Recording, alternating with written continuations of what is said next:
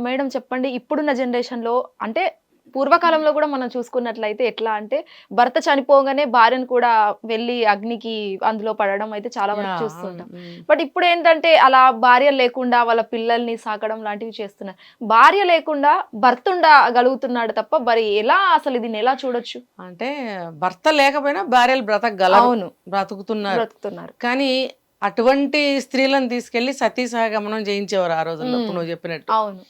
ఏంటంటే సమాజ పరంగా అప్పట్లో ఆడది అబల అది హ్మ్. ఇది అనేవారు కదా.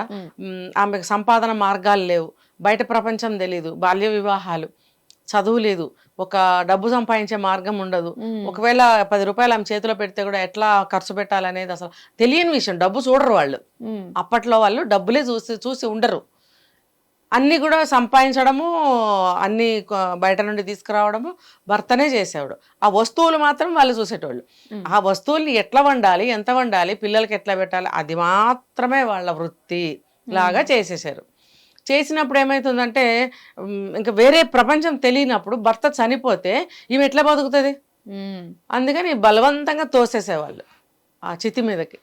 ఇప్పుడు ఆమె బ్రతుకు మీద ఆమెకు ఇంట్రెస్ట్ ఉంటుంది, బ్రతకాలని ఆశ ఉంటుంది కదా, ఉంటే కూడా బలవంతంగా చంపేవాళ్ళు.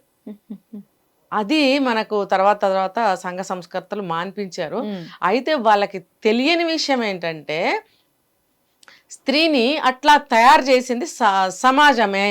హ్మ్. ఇప్పుడు స్త్రీకి ఎందుకు తెలుస్తున్నాయన్ని?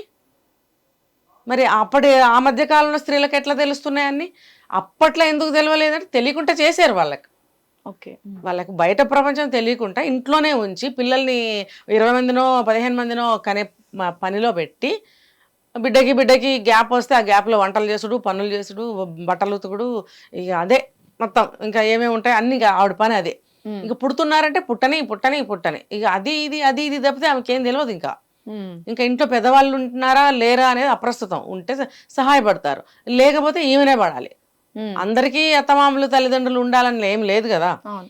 సో రకరకాలుగా బాధలు పడుకుంటూ ఉండేవాళ్ళు అప్పుడు. తర్వాత కాలంలో స్త్రీ కొద్దిగా ఒక 100 సంవత్సరాల నుంచి చదువుకోవడం మొదలుపెట్టింది నాకు తెలిసి. హ్మ్. అంతకుముందు కూడా ఏమన్నా చదివారా అనేది నాకు తెలియదు. ఒక 100 సంవత్సరాల నుంచి తీసుకుంటే కొద్దిగా చదువుతున్నారు. అట్లీస్ట్ రెండో క్లాస్ అయినా చదువుతున్నారు. అవును. అంటే ఫస్ట్ క్లాస్, సెకండ్ క్లాస్ 2 సంవత్సరాలు స్కూల్కి వెళ్తే గ్రేట్ అనమాట. అట్లీస్ట్ ఆలన్నా వస్తాయి వాళ్ళకు. హ్మ్. ఆ! మళ్ళీ తర్వాత కాలంలో చూస్తే 9థ్ క్లాస్, 10థ్ క్లాస్ వాళ్ళకు పెళ్ళిళ్ళు చేసేవాళ్ళు. తర్వాత డిగ్రీలు లేదా ఇంటర్ అయినాక డిగ్రీ వరకు. ఇప్పుడు మా టైం వచ్చే వరకు డిగ్రీలు అవ్వాలి. హ్మ్. డిగ్రీ అయినాకనే మ్యారేజ్ చేసేవాళ్ళు. దట్టు డిగ్రీ ఫైనల్ ఇయర్‌లో ఉండంగానే, సెకండ్ ఇయర్‌లో ఉండంగానే మ్యాచెస్ వెతకడం స్టార్ట్ చేసేవాళ్ళు. ఇంకా డిగ్రీ ఫైనల్ ఇయర్‌కి వచ్చిన తర్వాత మ్యారేజ్ ఇమ్మీడియేట్‌గా చేశారు వాళ్ళు. ఇట్లా ఎగ్జామ్స్ రాయడం, ఇట్లా మ్యారేజ్ అవ్వడం. గ్యాప్ ఉండేది కాదు. హ్మ్. ఎందుకంటే ముందు నుండే వెతికేటోళ్ళు కాబట్టి. సో, అట్లా ఉండేది. అంటే ప్రొటెక్టివ్‌గా, అంటే మేము ప్రొటెక్ట్ చేస్తున్నాము ఆడపిల్ల ఆగం అవ్వకుండా ఉండేలాగా. హ్మ్. మరి అట్లా అనుకునేవాళ్ళు. అంటే అమ్మాయికి కూడా అన్నీ తెలియాలి, అమ్మాయి ఆగం అవ్వద్దు అన్నంత స్టేజ్ వరకే వాళ్ళకి చదివించి మ్యారేజ్ చేసేటోళ్ళు. ఓకే. హ్మ్. ఇప్పుడేమైంది, మీ తరం వచ్చే వరకు చదివితే కాదు, ఖచ్చితంగా సంపాదించాలి. హ్మ్. అంతా ప్రపంచ జ్ఞానం అంతా మీకు తెలుస్తుంది. ఇప్పుడు మాకు తెలియని విషయాలు కూడా మీకు చాలా ఎక్కువ తెలుస్తున్నాయి. మేము కూడా దాన్ని రీచ్ అవ్వడానికి మేము కూడా బాగా ప్రయత్నిస్తున్నాం. మేము మీతో బాగానే పోటీ పడుతున్నాం మేము కూడా. హ్మ్. సో మేము సమ్ బెటర్. మీరు బెటర్, మేము సమ్ బెటర్. హ్మ్. ఓకే. అట్లా అట్లా నడుస్తూ వచ్చింది కాబట్టి మేము చిత్తులో తోస్తే వాళ్ళని దోసి మేము వస్తాం బయటికి. అర్థమైందా?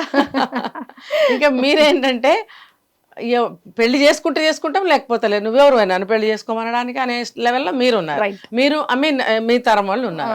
అంటే నేను తరానికి డిఫరెన్స్ చెప్తున్నా. అవును. మమ్మల్ని తీసుకెళ్లి చితిలో దోశారనుకో, వాళ్ళని దోసి మేము వచ్చేటోళ్ళం. సో అది లేదు. దానికన్నా ముందు ఎప్పుడో సంఘ సంస్కర్తలు దాన్ని తీసేశారు. ఒకవేళ తీయకపోతే జరిగే పరిస్థితి నేను చెప్పాను. హ్మ్. మరి ఇప్పుడు ఆడది మగవాళ్ళు లేకుండా అన్ని చేస్తున్నారు కదా. అవును. గత 100 సంవత్సరాల నుంచి భర్త లేకపోయినా భార్యలే అన్ని చేస్తున్నారు కదా. అవును. స్త్రీ స్వామ్యము అని చెప్పి ఉండేది. ఆ స్త్రీ స్వామ్యం అంటే ఏంటి? మొత్తం ఆడవాళ్ళే అన్ని చూసుకునేటోళ్ళు. అన్నీ వచ్చు వాళ్ళకి, అన్నీ తెలుసుకునే వాళ్ళు. చదువు లేకపోయినా కూడా అవగాహన ఉండేది, మంచి మెమరీ ఉండేది, గ్రాస్పింగ్ పవర్ ఉండేది. ఒక్కసారి చెప్తే అవగాహన చేసుకోవడము, అది గుర్తుపెట్టుకోవడము, ఇంప్లిమెంట్ చేయడము, చేయించడము వర్క్ అనేది. తర్వాత చదువుకున్నారు, ఓకే, ఓన్గా అన్ని చేసేస్తున్నారు. మరి అలాంటప్పుడు భర్త లేకుండా ఆమె బతకలేదు అనే మాట లేదు కదా. అయితే ఆ రోజుకి నిన్నటి రోజుకి ఈ రోజుకి రేపటి రోజుకి కూడా ఎట్టి పరిస్థితుల్లోనూ భార్య లేనిదే మగవాడు బ్రతకలేడు. ఎందుకంటే వాళ్ళ నేచర్ని, వాళ్ళ అలవాటుని, వాళ్ళ బుద్ధిని, వాళ్ళ ఆలోచనని మార్చుకోలేదు వాళ్ళు. సతీ సహగమనం రోజున మగాడు ఎలా ఆలోచించాడో రేపటి నాడు కూడా మగాడు అలాగే ఆలోచిస్తున్నాడు అనేది అందరూ కాదు, కొంతమంది. కొంతమంది సంస్కర్తలు ఉంటారు ప్రతి తరంలోనూ, అంటే ఆదర్శంగా ఆలోచించే వాళ్ళు ఉంటారు. అలాంటి వాళ్ళు ఇందులోకి రారు, వాళ్ళు మంచిగానే ఆలోచిస్తారు. ఆలోచించని మగాళ్ళు ఆ రోజులో ఉన్నారు, ఈ రోజులో ఉన్నారు. ఏంటంటే కూర్చొని చేపించుకోవడం, అత్తే ఇత్తే, తర్వాత అన్ని పనులు నువ్వే చేయాలి. ప్రజెంట్ తీసుకుంటే కూడా వాష్రూమ్స్ ఆడవాళ్లే కడుగుతున్నారు కదా. అవును, ఇంట్లో అందరూ యూజ్ చేస్తారు, ఒక భార్య ఎందుకు కడగాలి? అంటే భార్య పాకి మనిషా, గిన్నెలు కడిగితే పని మనిషినా, లేకపోతే జాడుపోచ చేస్తే స్వీపరా, ఇట్లా చేసేయలేదా?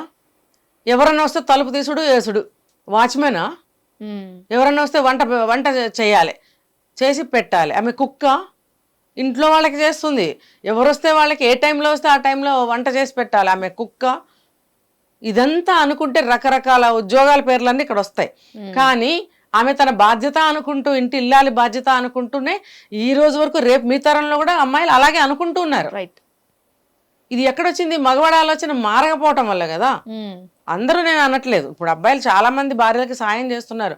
ఒక పూట వంట తాను, ఒక పూట వంట భార్య, ఇద్దరు కలిసి పని చేసుకోవడం, లేకపోతే పైసలు బాగా ఉంటే ఒక మేడ్ని పెట్టుకోవడము బాగుంది. ఆ కెపాసిటీ లేని వాళ్ళు ఏం చేయాలి? ఇద్దరు హెల్ప్ చేసుకోవాలి కదా. ఇప్పుడు మా టైంలో మేము ప్రెగ్నెంట్గా ఉన్నామంటే A to Z పనులన్నీ మేము పొట్ట మోసుకుంటూ ఆ పనులన్నీ చేసుకున్నాం. ఎవరికి జాలి లేదు, పక్కింటి మగాడికి జాలి లేదు, ఇంట్లో మగాడికి జాలి ఉండదు. అది స్త్రీ తత్వం అంతే, అది స్త్రీ బాధ్యత అంతే. నువ్వు కడుపుతో ఉన్నా సరే, లోపల ట్విన్స్ ఉన్నా సరే, నువ్వు ఒంగుని బట్టలు ఉతకాలి, అంట్లు తోమాలి, ఇల్లు జాడుపోచ చేయాలి, వచ్చిపోయేటోళ్ళకి వండి పెట్టాలి. గబుక్కుని చుట్టాలు వస్తే నాకు హెల్త్ మంచిగా లేదు, నేను చేయలేను అనటానికి లేదు. నువ్వు ఎందుకు వచ్చావు మరి ఈడకు దెబ్బై? అంటే నీకు భార్య ప్రెగ్నెంట్గా ఉన్నా కూడా నీకు ఎవరన్నా వస్తే అంటే నువ్వే ఇన్వైట్ చేస్తావు, ఒకవేళ రండి రేపు మా ఇంటికి అని. అంతేగాని నా వైఫ్కి బాగలేదని ఎందుకు అవాయిడ్ చేయలేకపోతావు? వచ్చేవాళ్ళు కూడా అట్లానే వస్తారు, వచ్చి తినిపోతారు.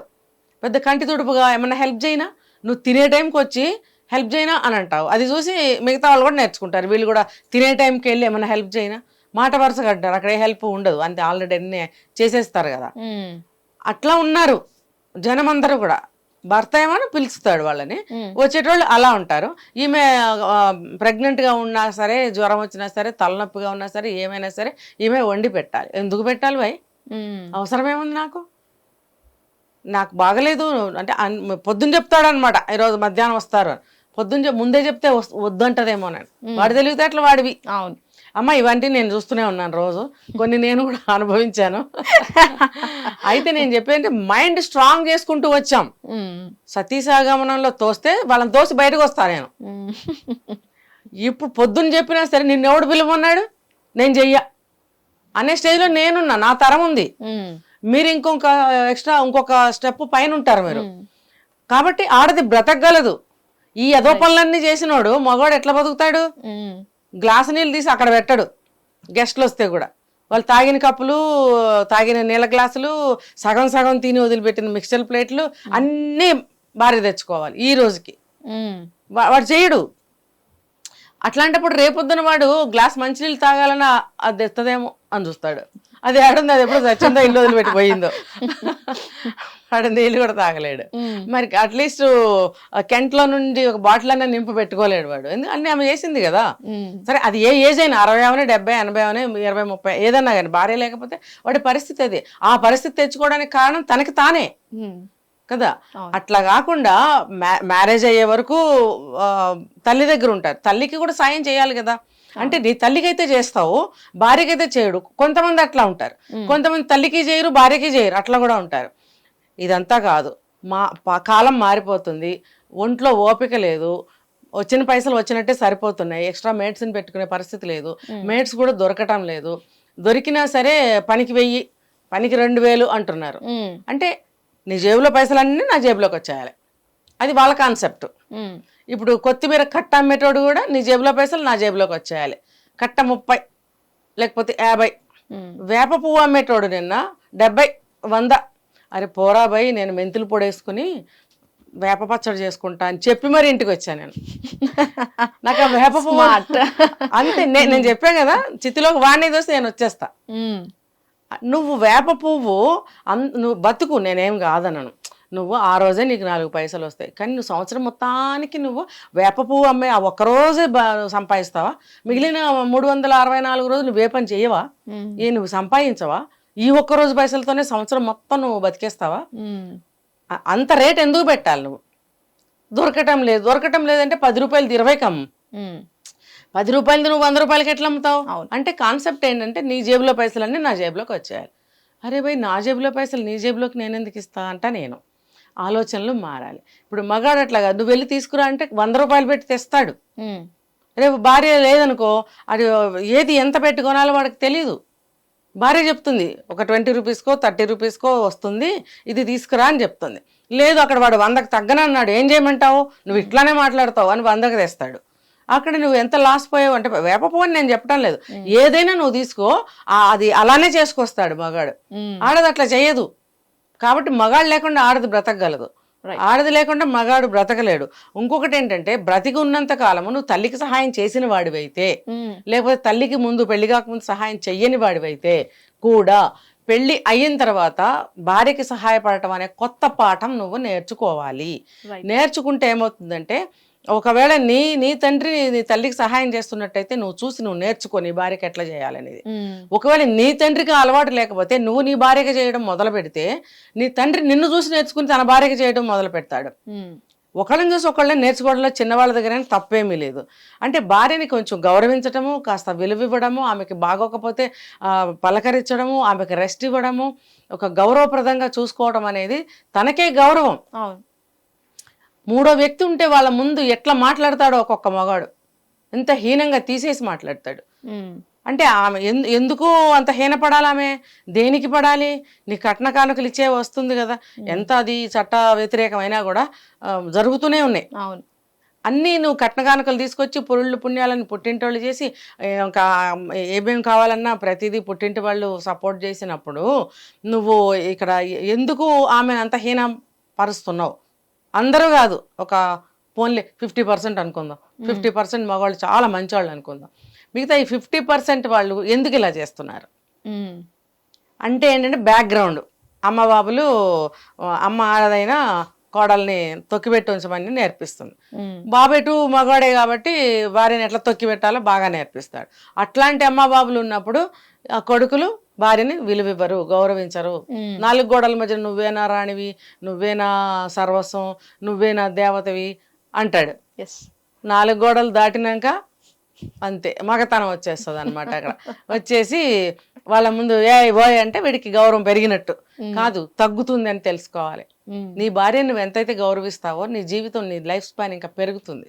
ఆవిడ హెల్దీగా ఉంటుంది, సంతోషంగా ఉంటుంది, ఉత్సాహంగా ఉంటుంది, ఆరోగ్యకరంగా ఉంటుంది. నా భర్త ఉంటే చాలు, నాకు ఏం లేకపోయినా పర్వాలేదు అనే ఆనందంతో ఆమె బ్రతుకుతుంది. ఆవిడ ఎంతకాలం బ్రతికితే అంతకాలం నీ జీవితం దివ్యంగా గడిచిపోతుంది. కాబట్టి అన్నీ వదులుకుని వస్తుంది ఆడపిల్లైనా.